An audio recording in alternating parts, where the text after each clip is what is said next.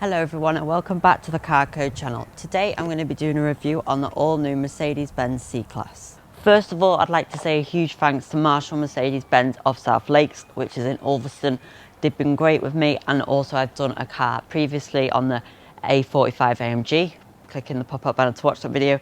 You can see that was about 3 months ago. Hopefully I've improved since then. Please let me know. This car is definitely a really main competitor in the executive car market. It's always stood out and always been a really great car. So let's see how good this one is. So this is the new C-Class. As you can see, this is the estate body style here, which I definitely think is the best one to go for. It offers much more practicality and blends it with this lovely executive car. So you can mix business with family on the weekends. You've got loads of space in the boot and a much nicer practical body style. The C-Class has been out since 1993, so next year it will celebrate its 30th anniversary. It's over this time, this is its 5th generation, 4 successful generations before this one of really long model runs. Now that may sound like they've stretched it out a long time, but it's a really good thing that Mercedes has done that. Each model has been a 6 to 8 year stretch, and that's really good. It shows a sign of being very successful and a lot of investment in the initial product.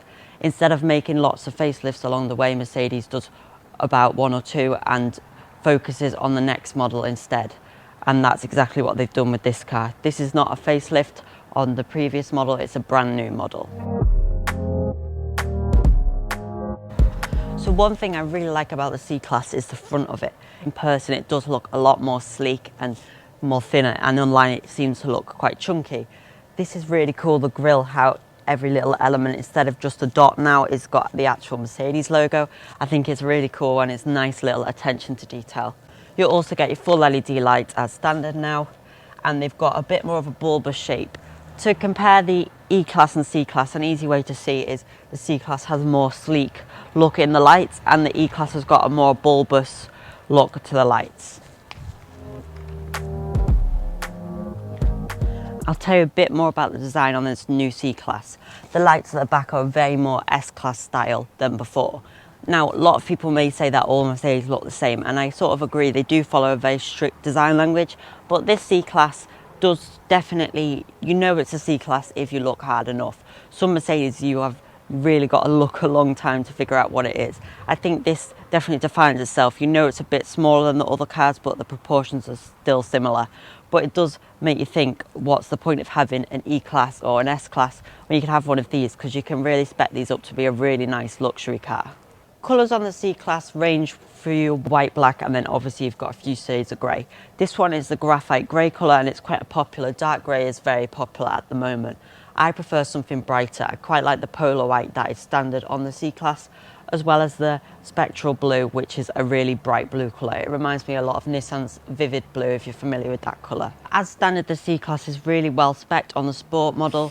You get adaptive cruise control, lane keeping assist, blind spot monitoring, and much, much more, including your heated leather seats. So you get a lot of spec on this as standard, as you'd expect for over £39,000. Right, should we hop inside the new C-Class and see what it's like inside of the new C-Class? And isn't it absolutely stunning? You can see the camera there looks absolutely amazing. You've got 360 camera, so if you go on to parking assistance, you can look at the angles, different areas. So it will tell you where it's open. You can even see it over there. My car's parked behind that blue Mercedes there. It's incredible technology. Obviously, it does look very computerized, but think about in a couple of years when this can be fully made. You've got your 360 Nissan style cameras. That's why I call them, because I just feel like they are. You do get the warped sides, but that's just normal. But look at this. This is absolutely incredible. You've got your HD rear camera, HD front camera. It's absolutely incredible. You've got these cup holders here with this really cool carbon fibre, the slidey thing. And as this is the AMG Premium, you've also got electric seats, which to me just scream luxury vehicle. The seating adjustment, you've got the buttons here on the door, which means you can't adjust them while the door's open. That's, well, you can, but if I turn it on, you've got the 12.3-inch digital display. You can see the screen there. It looks absolutely amazing. It's massive. And then you've got this, I'd say it's a Volvo style sort of screen as it's in the portrait, Personally, I would much prefer a landscape screen, but this allows you to have a really large screen without being overwhelming, and it is a beautiful display. What I really like about the display as well is it's got a really nice matte feel to it. It doesn't look matte, but it's got a nice matte feel, and all this cabin is virtually dust free, and Mercedes does that really well. Cars like Volkswagen and Audi tend to have really dust magnet type cabins where you just get dust everywhere, but this will be repellent of fingerprints and dust. It just works so well. The steering wheel, we need to talk about it. It's stunning. On the AMG line models, it's so nice. Sadly, the Sport doesn't get this steering wheel. It looks like it's something out of the future. I'm actually obsessed with it. I wasn't sure at first because of these strange slits in it, but I think it's so stunning. I really hope they bring this to the A-Class. I really love the interior of this car. I think it's absolutely beautiful. You do have a dark headline in this car, but it doesn't feel too dingy in here at all. These screens and everything seem to brighten it up a lot. The light headline is available on the Sport model, but only with black interior, which is a bit strange because you also got option of sienna brown interior or macchiato beige. In the AMG line, it's a little bit different. You've got the option of black, sienna brown or red, but they're all with the black. I think the Sport seats look much nicer than the AMG line seats. If you do go for the AMG line, I'd go for the brown and black, or just the black. Looks really classic and nice.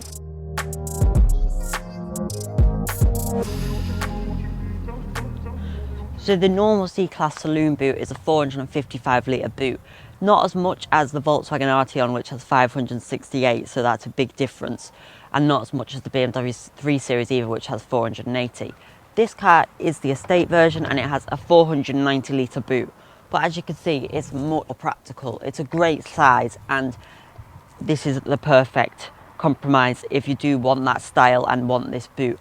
I much prefer the hatchback estate boot style than the Saloon. It's a much practical space and you can get a lot more better use of the space in this car. One thing I don't like is you do not get a spare wheel at all on any of the models, so you just got entire inflation kit. That is becoming increasingly common though in cars, and it's one of those things that you can't really escape. Electric boot as standard though is really nice to have.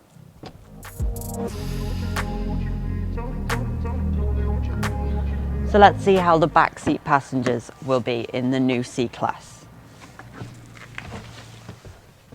So what's it like in the back of the Mercedes C-Class? Well, quite comfortable. You've got these nice pockets which just stretch out like that. Much better than a netted pocket like in an Audi, much nicer.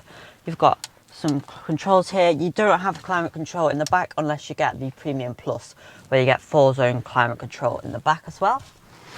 You have this centre armrest with, I thought it didn't have cup holders then. Does it have cup holders? What is this? I'm not sure what that is, to be honest. It slides out like that.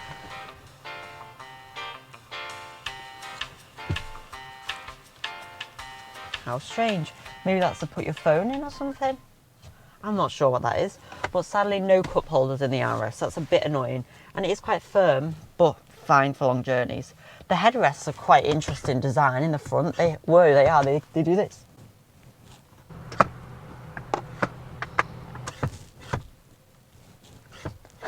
Quite funny actually. You've got just little bits and bobs in the back of here. It feels quite comfortable. The seats are quite firm because they are leather, but obviously with time they'll get much more supple. The Mercedes says that the leather is 80% real leather and 20% synthetic, or at least 80%, which is really good. Some people will be bothered that it's not vegan or whatever. It would be nice to have a cloth option because I do like cloth seats, but leather is obviously the most luxurious option, especially when you can have different colours in it. And it lasts so much better than PVC or plastic or substitute style leathers, which are becoming much more popular. I think there's no beating real leather seating, especially when you consider that these cars last a long time and Mercedes tends to keep going on and be desirable even when it's an old car, which is a really good thing because it keeps its value very well and keeps PCP and leasing deals much more lower monthly payment.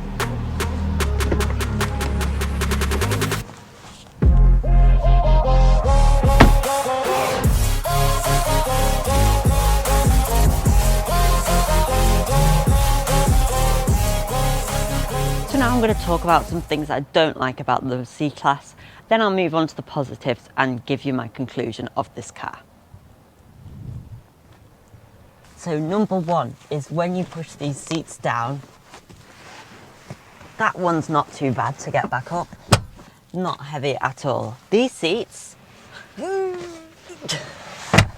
very heavy, so if you're putting the seats down regularly, you do have to push them. They are very heavy seats. It's obviously a sign of safety and comfort and everything, but if you are folding them flat a lot, it's annoying. I do like that they're not a tab pull one or one that you have to access the back. They are just a simple one you can grab, most convenient option. And it may just be that it's new and it's a bit stiff, but that is a bit of a workout for me.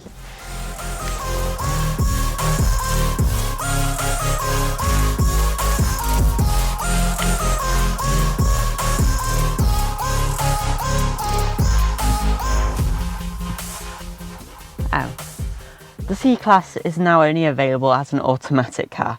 Now most buyers will want in the C-Class and executive cars will want automatic anyway because they're doing motorway miles, etc.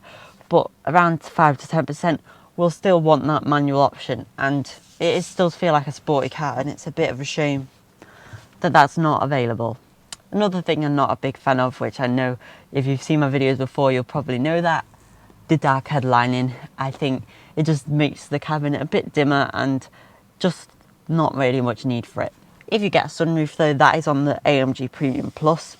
Another problem that you have to get the AMG Premium Plus to get that option. It cannot be fitted as an option. It's a bit of a shame that you have to go all the way up to that spec to get a sunroof, but I guess it is what it is. The third thing I don't like, which is becoming more and more popular on cars, is not putting any carpeting in the doors. Now this is the premium AMG Premium, and it just, you go along and just rattle, rattle, rattle as you go along. Carpeting is so nice to have in here, and it just feels so cheap without it in.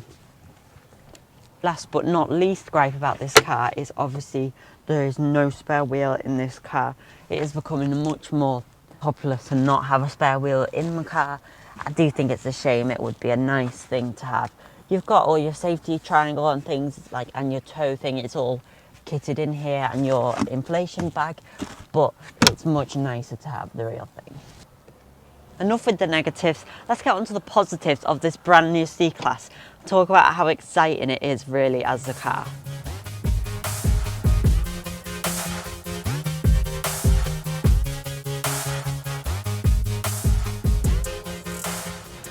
The lights are really good on this Mercedes.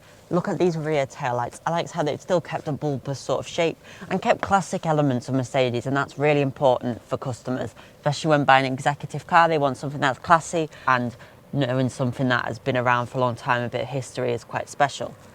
I really like the design elements in this light, and it just looks really cool and modern.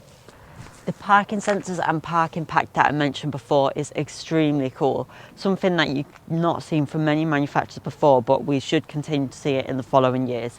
Quite ahead of its time, this car is from Mercedes. Like I say, Mercedes tend to make a car a few years before everyone else and stretch it out a bit longer. And that is exactly the way to do it, and other manufacturers should take suit. Especially now with sustainability and overconsumption and things like that. It's really great that they make a quality product and it's going to be out for a long time. This may even be the last petrol-powered and diesel-powered C-Class, who knows. There will be an EQ C-Class at some point, I'm sure. So what are my thoughts on the new C-Class? Well, I can say I'm genuinely impressed with this car. Now there is other cars, and people are generally branching out into SUVs and bigger cars like that. But some people will still want an executive saloon, such as the Mercedes C-Class. Its rivals are the BMW 3 Series, Volkswagen Arteon, as well as the Audi A4. But there is a few things that I'm not a huge fan of, like I went through with the negatives. But it's no coincidence that you see these around that are 20 years old and still going strong as taxis or whatever. They know that they're going to have a comfortable and safe journey when they see the 3-point star. So thanks for watching this video, and I hope to see you in the next one.